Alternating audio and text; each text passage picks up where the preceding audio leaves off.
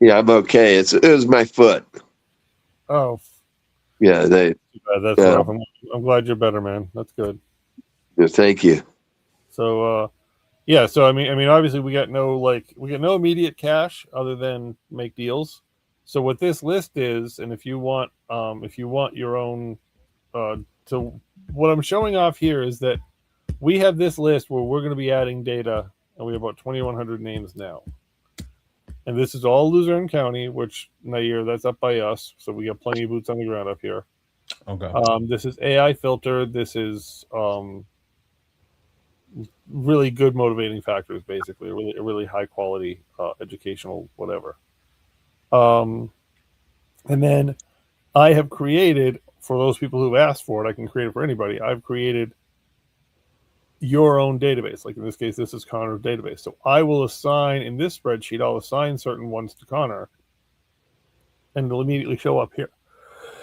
And all for you, Glenn, for Connor, for whoever, all somebody's got to do is literally go across the row, column, engage this, engage with the seller, and all you're doing here, as far as notes, you're doing basic notes here.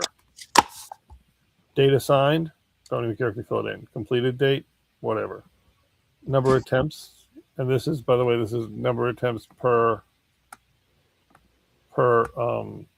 seller, not per number. So, like, if they have 4 numbers, you call these number ones, it's 4. Again, that's more for your tracking. When did you last talk or try? That's important for both of us to know. What are your notes? Here's my suggested rule: 1 per day for a week, 3 per week for 2 more, 1 per month after that. You don't want to be a pest, but you just stay in front of them. And probably it trickles down lower the further down you get. We are getting a little bit, and this kind of happened yesterday when a deal went somewhere else. We're getting a little bit more aggressive in being willing to take contracts on things that are more marginal. I mean, Nair, I know you and I talked yesterday about, possibly letting something go because it was too high. Mm-hmm. I had one here locally that kind of hurt because I told the woman exactly what it was worth, and it's not worth what she wanted. But it went to another wholesaler because they offered and I told her that they're going to promise you what you want and they're not going to deliver. Well, I kind of decided that in a lot of cases, at least in Pennsylvania, if we're in like Indiana or somewhere where I'm not as sure, maybe not, but at least in Pennsylvania, where I know Eastern Pennsylvania, where I know it's strong, I might be willing to stretch a little more. I might be willing to say, probably if I had that to do over again, I would have signed it her number and then disappointed her later. Basically, she's never selling at her number. But anyway, so what happens here? So basically, what I'm saying is I'm getting more willing to take things even if we can't come to the price we want. Um, but what happens here is you tell me you want your own spreadsheet, and as soon as I change the name on this spreadsheet, it appears on this spreadsheet. And then the same rules apply. Nothing else changes in what you do. So you're then still opening up your resources. You're still going into reihomepage.com. You guys are seeing this, right? Yeah. Okay. Yes. You're still going into reihomepage.com. You're still opening up the seller form. You're still using your scripts and whatever. We have a team helper GPT, which is like becoming sort of like my AI. So if you're not sure what to do next, it'll help you. We also have our GPT analyzer, which you can throw all the deal data in, it'll process it. You're not going back to the seller with its answers, you're just putting that in for us. Find your flood zone is another one to use to pull up the flood zones. So you're doing all that, and you're creating a Word doc or a Google Doc or whatever kind of device you want, piece of paper, I don't care. And like when you do the flood zone here, you're going to print this to PDF. It's going to become a file on your computer. When you run the Chat GPT on the deal, when you run the team analyzer, whatever its result is, you're going to download that, put that in a Word doc, somehow end it up on your hard drive, and all of this up on your hard drive, and then you're going to answer all of the questions in the seller form. And I suggest you answer them onto a piece of paper or onto a Word doc, and then put them in the form. And remember, it's not just it's everything you can find out about the property. It's whatever they tell you, whatever you can look at. Nair does a great job on this. It's the Google Drive link, the Zillow link. It's putting everything in one place. That goes into 3 places. That goes emailed to me and Ryan, along with whatever along with the answer the ChatGPT gave, along with anything else you downloaded, like you downloaded the flood zone stuff. And then you also put it in here. This thing has places for file uploads. This thing has places for follow-up notes. You got plenty of room here. The reason we're doing this to 3 places is because I'm still working with the developer on what happens with this form. And sometimes it takes a while for that to happen. So it's coming to me and Ryan directly. And then you reach out to me and Ryan and say, hey, tell me about this property. Hey, let's set a time to talk about this property. And remember, this is your deal. You're following up with us. If we aren't catching it, if whatever, you're following up with us. But that way, once you've gone through, you've called the person, you've spoken to the person. You can even do fancy things like change colors if you want. Hey, listen, this person's, this is a hot deal. Let's make it red, whatever. This is your screen. You do whatever you want with this. We can look into it, but it's your screen. And the whole point here is that I'm trying to get people to get in front of more, and now you're doing great. Obviously, we can do more, but the point is, I'm trying to get people to do more. We're spending a lot on this data, and I want to start calling it. And when you say you want it, I give you 100 of them. When you reach the bottom of the 100, and understand, you might go back to, you might have called each one once and you didn't get them, and you're going to go back to them next week or whatever. But you want more to call. Great, we'll give you more. That's fine. But basically, we can feed you with this. You're also going to have your batch leads open. That's the other thing you're going to open in your resources. You're going to open your batch leads, which is, I think, here. Yeah, batch leads. Because you're going to run the comps in the area. When you go into batch leads, you're going to put the property address in, and you're going to give us what the sale comps are in the area for things within a half mile or mile within 6 to 12 months.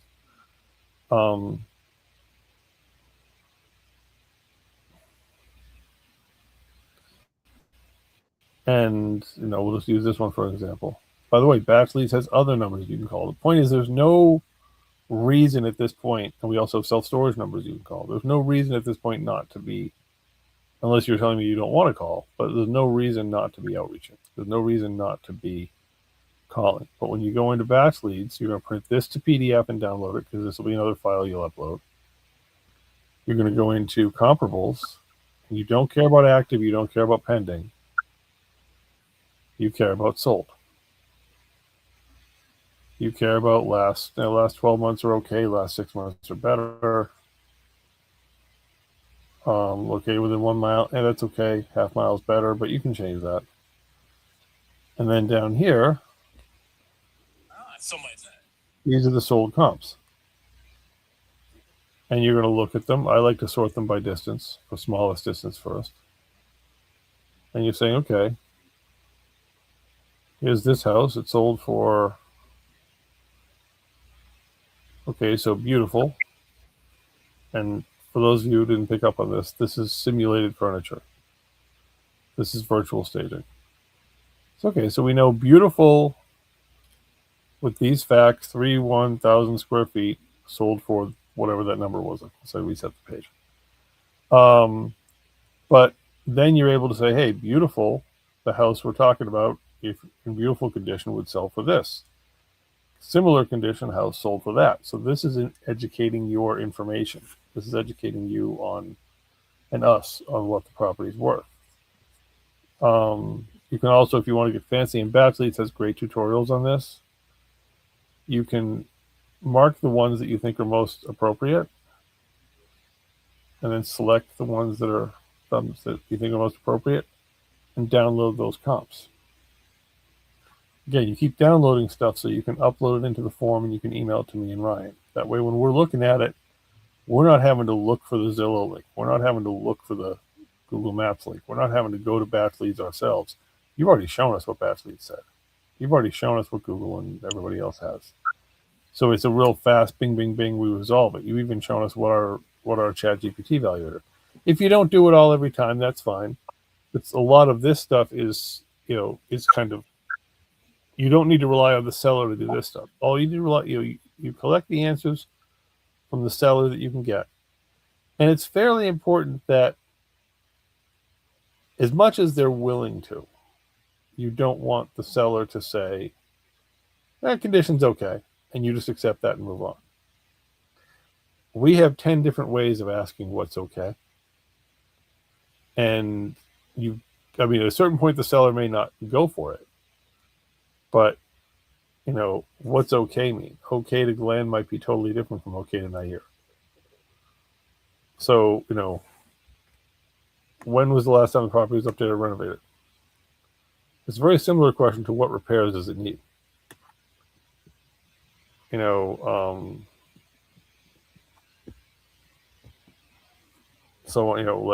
old is the roof? How old is the furnace? How old are the windows?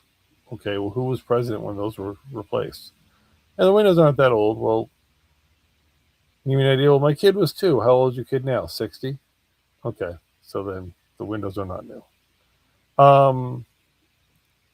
So really, but the biggest thing for today, and I've covered this other stuff a lot, the biggest thing for today is if you want the shiny data, let me know and I'll create the spreadsheet for you. I'll send it over to you. Any questions? Anything else we should talk about? That's pretty much all I had on my map for today. So you're saying this is new data, the filtered data, the top tier data is new data? Yeah, basically this is so my friend Mike and I, or I guess Ryan and I, share with Mike his account with this Dataflix company. They've renamed themselves whatever.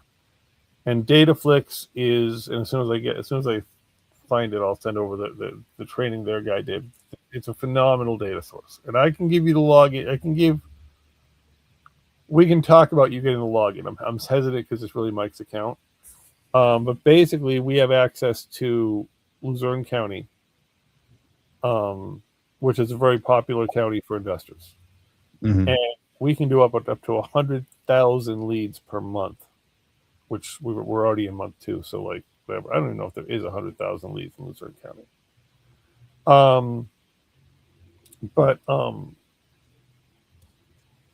Basically the motivators that this data is searched by are motivators that are used by April Crossley and Jake Arnold and some really huge investors. Then Dataflix does some fancy AI algorithm stuff, and then my partner Mike has actually done some other fancy stuff. So this is about the highest quality data source. Dataflix is amazing, but also filtered data. And these are the 2,500 datas from the part of the list that Mike thought he would personally be interested in. We get paid if we sell them to Mike, so I figured, okay, let's start with the ones that we know we have at least one built-in buyer in. And I can tell you, if Mike's likely to buy it, I'm likely to buy it. So we have 2 likely buyers. But also, we can. But the point is, this is as shiny of a data set as we can get. This company costs $700 per month per county. Actually, no, it's more than that. It's like 11. It's between 7 and 10. I forget how much. So that's why we have high hopes for this data. It's kind of what I'm saying. Okay, cool. Then I'll take it. You could set me up and I think I might have already done one for you. I think I might have sent it out to you, but let me just see. If you did, great. Yeah. Let's see. Yep, Glenn, I did one for you, so you should have it in your email. All right. And, did I? Yep, you should have one in your email. If you don't, let me know. I sent it out yesterday. Okay, let me check the email. I'm doing it now. Yep.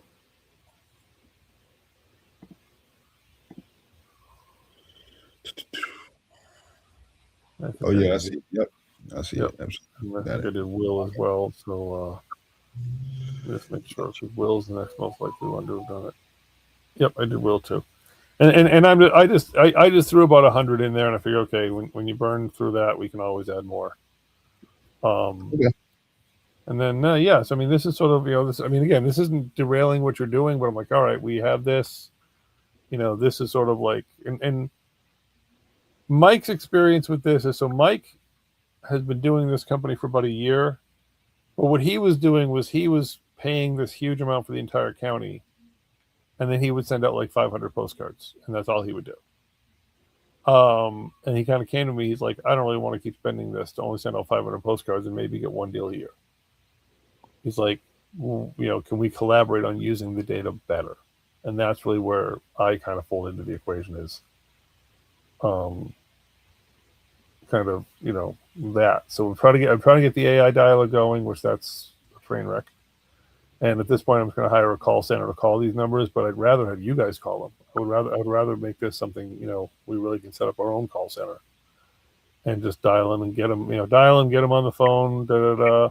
And because these are Luzerne County, like no part of this county is more than 45 minutes away from my house. So like it's it's definitely like we are local buyers. It's kind of like it's a small pond, but it's a pond that we have bodies here for. So. All right. All right. Any other questions, guys? Won't do. Not at the moment. All right. Then I guess start